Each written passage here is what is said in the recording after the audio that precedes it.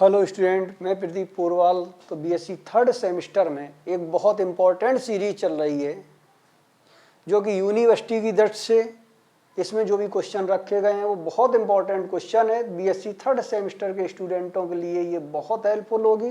तो सभी स्टूडेंट इस सीरीज को बहुत मेहनत से तैयार करें जिससे अधिक अंक एग्जाम में पा सकें। तो इस सीरीज में इनवर्स लाप्लास ट्रांसफॉर्म चल रहा था। इसमें कई क्वेश्चंस भी हो चुके थे। क्वेश्चन नंबर 15 तक इस सीरीज के हो चुके हैं इनवर्स लाप्लास ट्रांसफॉर्म में। तो अगला क्वेश्चन है क्वेश्चन नंबर 16। लिखा हुआ है find the value of L inverse 1/p+1 into p-2 using the convolution theorem for the Laplace transform. इस क्वेश्चन को लगाना है। तो अभी तक जो क्वेश्चन चल रहे थे वो इसमें एल इनवर्स निकालना है 1/p+1 इंटू p-2। ऐसे क्वेश्चनों को पार्शियल फ्रैक्शन से सॉल्व करते थे और ये भी क्वेश्चन पार्शियल फ्रैक्शन से सॉल्व हो जाएगा। लेकिन इसमें यह कहा गया है कि इसको हमें लगाना है कॉन्वोल्यूशन थ्योरम से। तो हमने एक थ्योरम बताई थी कॉन्वोल्यूशन थ्योरम, उस थ्योरम से इस क्वेश्चन को लगाएंगे तो उसका भी आंसर यही आएगा। देखते हैं इस क्वेश्चन को कैसे लगाते हैं। तो सभी स्टूडेंट इस वीडियो को लाइक कर दें, शेयर कर दें और सब्सक्राइब कर दें ताकि हमारे आने वाले हर वीडियो की नोटिफिकेशन सभी स्टूडेंटों को मिल सके। और हमारे अगर पुराने वीडियोज देखने हैं तो आप प्लेलिस्ट में जा कर के देख सकते हैं। किसी भी वीडियो में आपको कहीं पर भी कोई प्रॉब्लम है तो आप कमेंट बॉक्स में जा कर के कमेंट कर दें जिससे आपकी प्रॉब्लम आगे आने वाले वीडियो में सॉल्व हो जाएगी। तो इसमें क्वेश्चन नंबर देखते हैं 16 है सीरीज का इसका आंसर।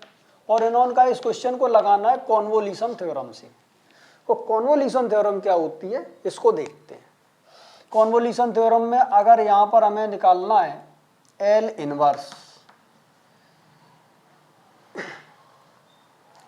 जो भी यहां पर लिखा हुआ है उसको हम दो फैक्टर में तोड़ लेते हैं, यानी दो फंक्शन में तोड़ लेते हैं। एक फंक्शन मान लेते हैं एफ पी और एक फंक्शन मान लेते हैं यहां पर जी पी। एक को एफ पी मान लेते हैं दूसरे को जी पी मान लेते हैं। इसमें फंक्शन इस तरीके से डिसाइड किए जाएंगे कि इसका भी एल इनवर्स निकल आए और दूसरे का भी एल इनवर्स निकल आए। तो इनके अलग अलग एल इनवर्स निकालते हैं। अगर हमने एल इनवर्स एफ पी का निकाल दिया टी में आएगा, मान लिया इसका आंसर आ गया एफ टी। और फिर हमने एल इनवर्स जीपी का निकाल दिया तो जीपी का एल इनवर्स मान लिया हमने यहाँ पर निकाला, इसका भी आंसर टी में आएगा लेकिन इससे अलग आएगा तो इसका आंसर हमने मान लिया जी टी आया। और जैसे ही हम इन दोनों का इनटू करके पूरे का एल इनवर्स निकालेंगे तो इसका जो आंसर होगा उसमें यहाँ पर लिखेंगे 0 to t और इसका वेरिएबल बदल देंगे क्योंकि लिमिट हमने टी यहाँ लगा दी है। तो यानी कि यहाँ पर वेरिएबल में लिखेंगे एफ यू और फिर यहाँ पर लिखेंगे G T minus you into D you, ये लगाएंगे। अब हम टी माइनस यू चाहे तो जी में कर दें और चाहे एफ में कर दें, किसी में भी हम टी माइनस यू कर दें। अगर इसमें टी माइनस यू करते हैं तो यहाँ पर जी यू लिखेंगे और दोनों से क्वेश्चन लग जाएगा। जिसमें सिंपल पड़ता है उसमें कर देंगे। तो इस क्वेश्चन को लगाते हैं। तो यानी कि यहाँ पर 1/p+1 है और दूसरा है 1/p-2। तो दोनों को अलग अलग करके हम एल इनवर्स निकालते हैं।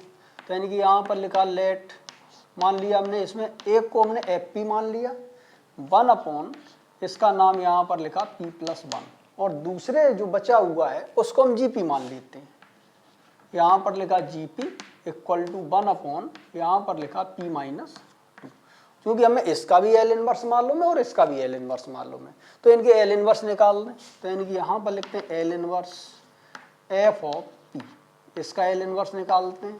तो यानी कि यहाँ पर लिखा एल इनवर्स 1/p+1 इतना आया। फिर एल इनवर्स इसका निकालते हैं। तो यानी कि यहाँ पर लिखते हैं एल इनवर्स, इसको यहाँ पर लिखते हैं जी पी।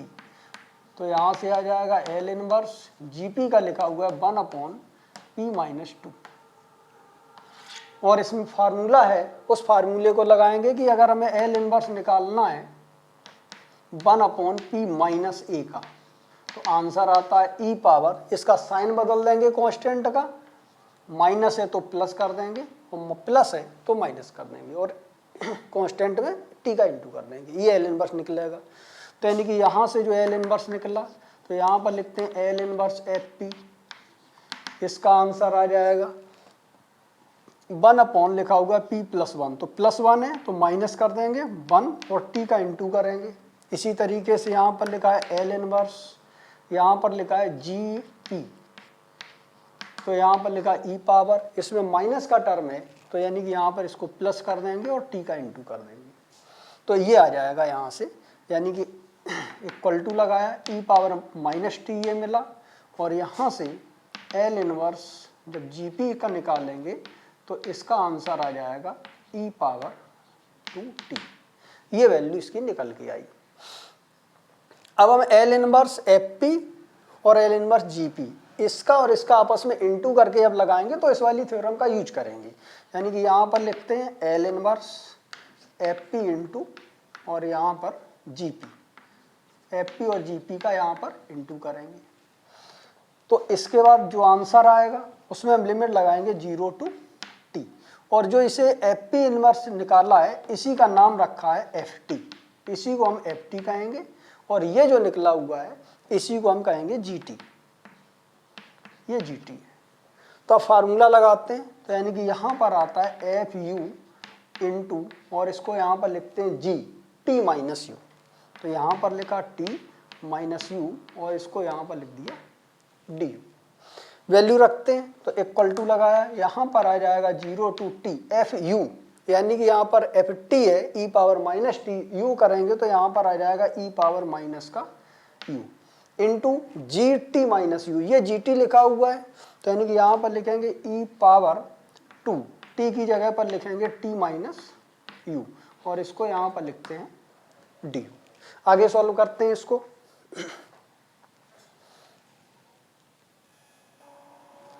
तो यहाँ पर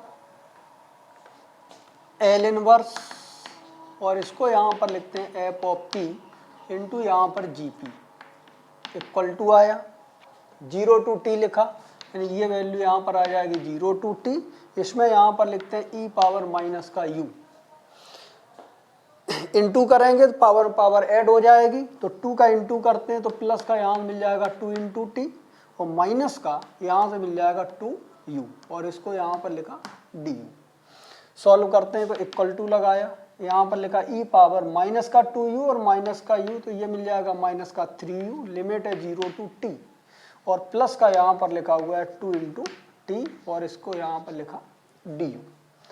फिर सॉल्व करते हैं तो इससे यहाँ पर ई पावर 2 इंटू टी बाहर निकाल दिया, 0 to t मिला, यहाँ लिखा ई पावर माइनस का 3u और इसको यहाँ पर लिखा du।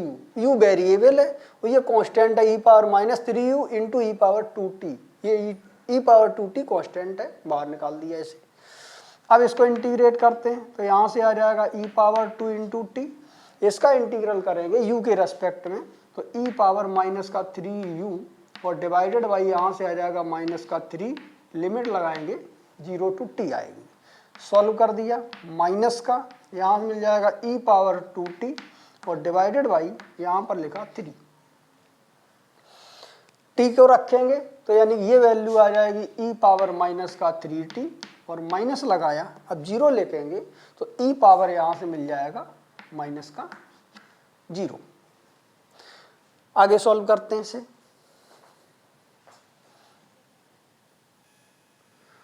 और यहाँ पर एल इनवर्स की वैल्यू रखते हैं, यानी कि यहाँ पर लिखा एल इनवर्स एफ पी की वैल्यू रखते हैं, तो ये मानी हुई थी 1 upon P plus 1 into G P की वैल्यू यहाँ पर लेट की थी 1 अपॉन पी माइनस 2। तो इस तरीके से अब ये जो वैल्यू निकल के आई है एल इनवर्स 1 अपॉन यहाँ से आ जाएगा p प्लस 1 इंटू में यहाँ पर लिखा p माइनस 2, ये वैल्यू आ जाएगी। इसे सॉल्व करते हैं तो यानी कि यहाँ से मिल जाएगा एल इनवर्स, इसको यहाँ पर लिखा 1 अपॉन ये वैल्यू यहाँ पर आई p प्लस 1 और इंटू में यहाँ पर लिखा p माइनस 2 इक्वल टू यहाँ पर लगाया 1/3, तो इसको यहाँ पर लिख दिया 1/3 आ गया। इसका इसमें इंटू करेंगे और माइनस का भी इंटू करेंगे तो पहला टर्म माइनस का मिलेगा ई पावर 2 एडिशन 2 प्लस करेंगे और 3 माइनस का है तो माइनस का t मिल जाएगा, इस माइनस का इसमें इनटू करेंगे प्लस आएगा, इसका इसमें इनटू करेंगे तो e पावर 2 इंटू टी हो जाएगा। तो इस तरीके से इसका आंसर आता है 1/3, ये टर्म पॉजिटिव मिल जाएगा 2 इंटू टी और ये टर्म निगेटिव मिल जाएगा e पावर माइनस टी। ये कॉन्वोल्यूशन थ्योरम से इसका आंसर आया। पार्शियल फ्रैक्शन से लगाएंगे तब भी इसका आंसर यही आएगा। तो इस क्वेश्चन का आंसर ये है। अगला क्वेश्चन देखते हैं।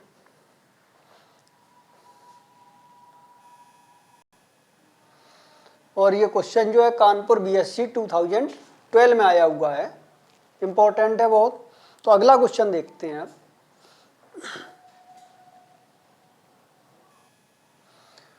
तो अगला क्वेश्चन है question number 16, find the value of L inverse P square divide by P square plus 4 का whole square using the convolution theorem for the Laplace transform. ये निकालना, ये कानपुर बीएससी 2010 में क्वेश्चन आया हुआ है। देखते हैं इस क्वेश्चन को। हमें निकालना P square divide by P square plus 4 का होल स्क्वायर। तो इसको ऐसे दो पार्टों में हम कन्वर्ट करेंगे जिनका एल इनवर्स निकालना पॉसिबल हो।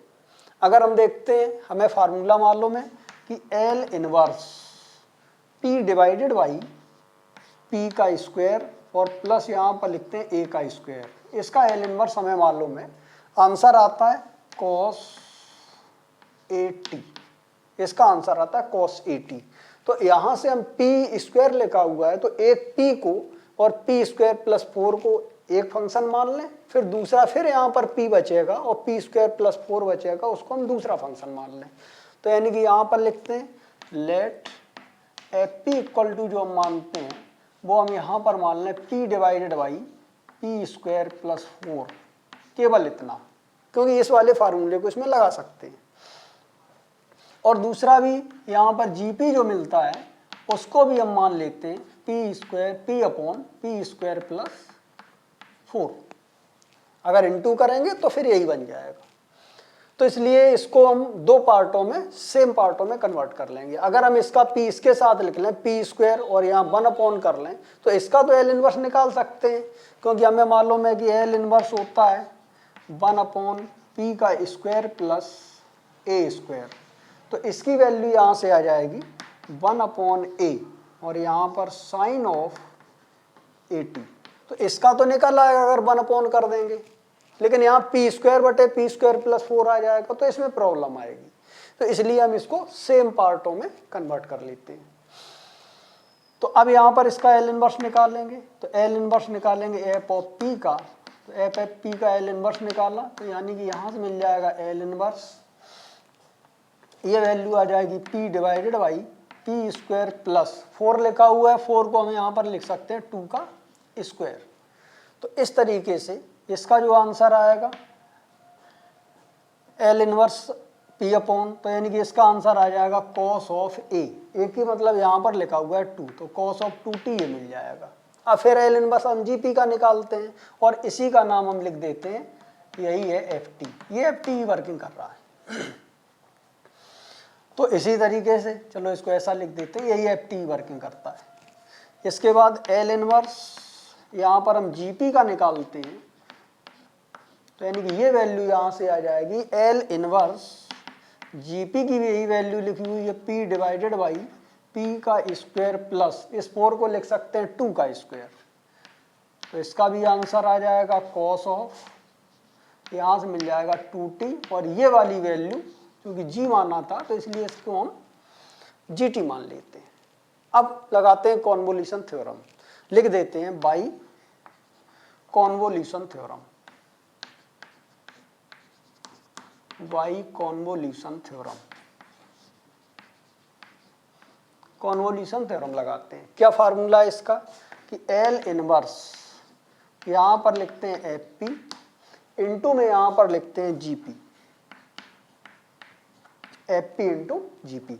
तो इसका आंसर आता है 0 to t और यहाँ पर लिखते हैं एफ यू, यानी जो ये आंसर आया है, बस वेरिएबल बदल जाएगा। और यहाँ पर लिखते हैं into G T minus you. T minus you इसमें भी कर सकते हैं, यहाँ टी माइनस यू कर देंगे तो यहाँ पर जी यू रखेंगे केवल, और इसमें लगाते हैं यहाँ पर डी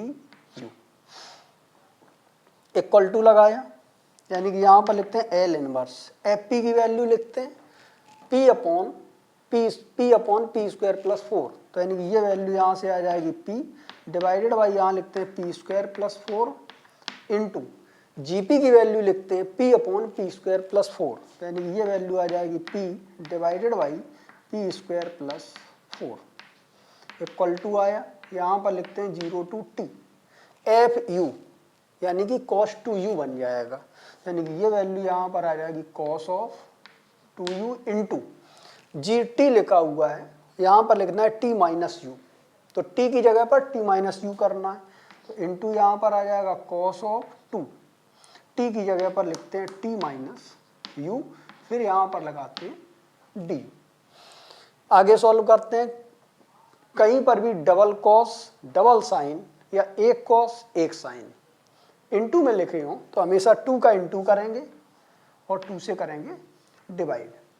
इस 2 को निकालते हैं बाहर, 1/2 लिखा, और ये वैल्यू यहाँ पर आ जाएगी 0 टू टी, यहाँ से मिल जाएगा 2 cos ऑफ 2u इंटू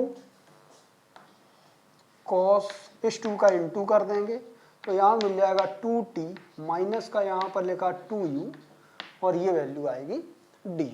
आगे देखते हैं,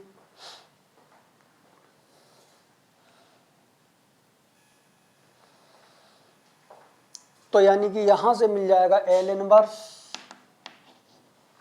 इसका इसमें इंटू कर लेंगे तो यहाँ पर p का p में इंटू करेंगे पी स्क्वायर मिलेगा डिवाइड बाई यहाँ पर लिखा हुआ है पी स्क्वायर प्लस 4 और इसका इंटू करेंगे तो ये होल स्क्वायर आ जाएगा इक्वल टू यहाँ से लिखा 1/2, तो ये वैल्यू यहाँ से आ जाएगी 1/2, इंटीग्रल लगाया यहाँ पर आ जाएगा 0 to t, 2 cos a cos b का फार्मूला लगाया तो यहाँ से मिल जाएगा cos a प्लस बी, तो यानी कि ये वैल्यू आ जाएगी cos, इन दोनों को ऐड करेंगे तो 2u से 2u कैंसिल आ जाएगा, यहाँ से मिल जाएगा 2t cos a plus B plus cos of a minus B, इसमें से जब इसको सब्ट्रैक्ट करेंगे तो ये माइनस और ये माइनस का प्लस हो जाएगा, तो 2u यहाँ से और 2u यहाँ से, तो 4u मिल जाएगा माइनस a माइनस बी, इसको सब्ट्रैक्ट करेंगे तो ये प्लस ऐड हो जाएगा और इसका यहाँ पर लिखेंगे माइनस का 2 इंटू टी और यहाँ पर आ जाएगा डी यू।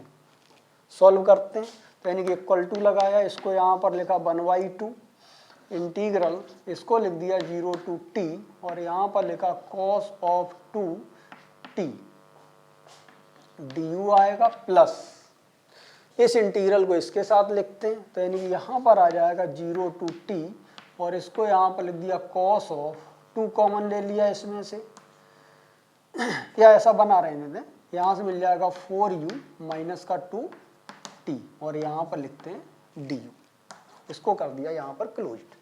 अब देखते हैं, तो इक्वल टू लगाया, यहाँ से मिल जाएगा 1/2 और ये वैल्यू यहाँ पर cos का इंटीग्रल करते हैं तो आ जाएगा साइन, इसको यहाँ पर लिखते हैं साइन ऑफ 2 इंटू टी और t में 2 का इंटू है तो 2 से डिवाइड हो जाएगा और इस तरीके से इसमें जो लिमिट है वो लग जाएगी 0 टू टी, प्लस लगाया, इस cos का करते हैं तो यानी कि इसका यहाँ से मिल जाएगा साइन 4u माइनस का 2t, u के रेस्पेक्ट में करना है तो u में इंटू 4 का है तो ये 4 से डिवाइड हो जाएगा और इस तरीके से इसमें लिमिट लगाएंगे 0 टू टी, यहाँ तक आ गया। सॉल्व करते हैं आगे, तो इक्वल टू लगाया, इसको यहाँ पर लिखा 1/2, ये 1/2 यहाँ से बाहर निकाल देंगे, जब t को यहाँ पर रखेंगे तो साइन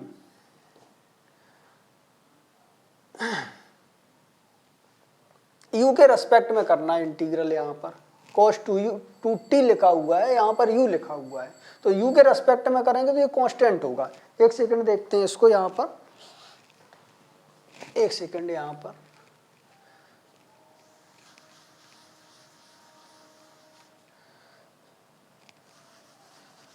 यानी कि ये वैल्यू जो यहाँ पर बनेगी ये कांस्टेंट होगी u के रेस्पेक्ट में, तो यानी कि यहाँ पर लिखते हैं cos of 2 into T, into लगाया, du का करेंगे केवल, यानी 1 बचेगा तो 1 का करेंगे u के रेस्पेक्ट में तो u आ जाएगा और यहाँ पर लिमिट है 0 टू टी। अब वैल्यू रखते हैं, जब t रखते हैं तो t मिल जाएगा, तो यानी कि यहाँ से आ जाएगा cos ऑफ 2 इंटू टी। यहाँ पर वैल्यू रखते हैं तो t आ जाएगा, माइनस जब यहाँ पर 0 लिखेंगे तो यानी कि ये वैल्यू 0 आएगी। इसके बाद लिखते हैं प्लस का 1/4। t रखते हैं यहाँ पर तो 4t में से 2t कम हो जाएगा तो 2t मिलेगा, तो यानी कि यहाँ पर आ जाएगा साइन 2 इंटू टी माइनस, अब u की जगह पर यहाँ पर 0 रखते हैं, तो इसको जब हम 0 रखेंगे तो साइन मिलेगा साइन ऑफ माइनस का 2 इंटू टी, इतना आ गया और ये वैल्यू यहाँ से क्लोज हो जाएगी। आगे देखते हैं इसको।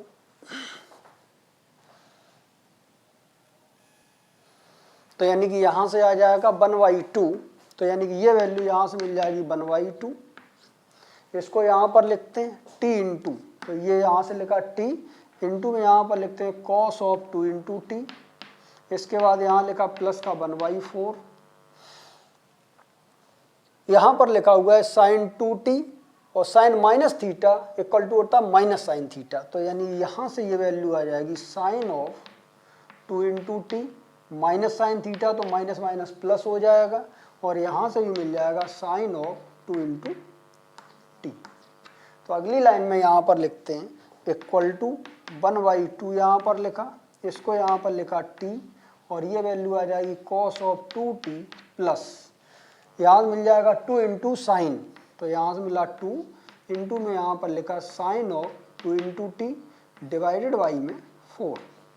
इसको आगे सॉल्व करते हैं, यहाँ से कैंसिल करेंगे इसे तो 1/2 मिलेगा और एलसीएम लेते हैं इसका, तो 2 यहाँ से ये मिल जाएगा यहाँ से 1/4।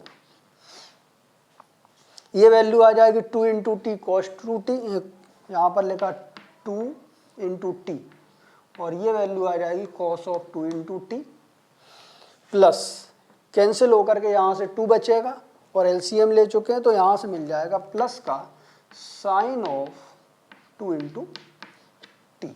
ये इस क्वेश्चन का आंसर होगा, तो यानी कि ये वैल्यू यहाँ से निकल के आएगी। चलो यही लिखते हैं कि L inverse P square upon, यानी कि ये वैल्यू यहाँ पर आई L इनवर्स p का square divided by p square plus 4 का होल स्क्वायर, तो इसका आंसर आया है 1/4 2 into T cos 2 into T plus sign 2 into T. ये इस क्वेश्चन का आंसर है। तो आज इस वीडियो में यहीं तक। तो सभी स्टूडेंट इस वीडियो को लाइक कर दें, शेयर कर दें और सब्सक्राइब कर दें ताकि हमारे आने वाले हर वीडियो की नोटिफिकेशन आप सभी स्टूडेंटों को मिल सके। किसी भी क्वेश्चन में कहीं प्रॉब्लम है तो आप कमेंट बॉक्स में जाकर के कमेंट कर दें, जिससे आपकी प्रॉब्लम अगले वीडियो में सॉल्व की जा सके। दैट्स ऑल, आज यहीं तक कर दें।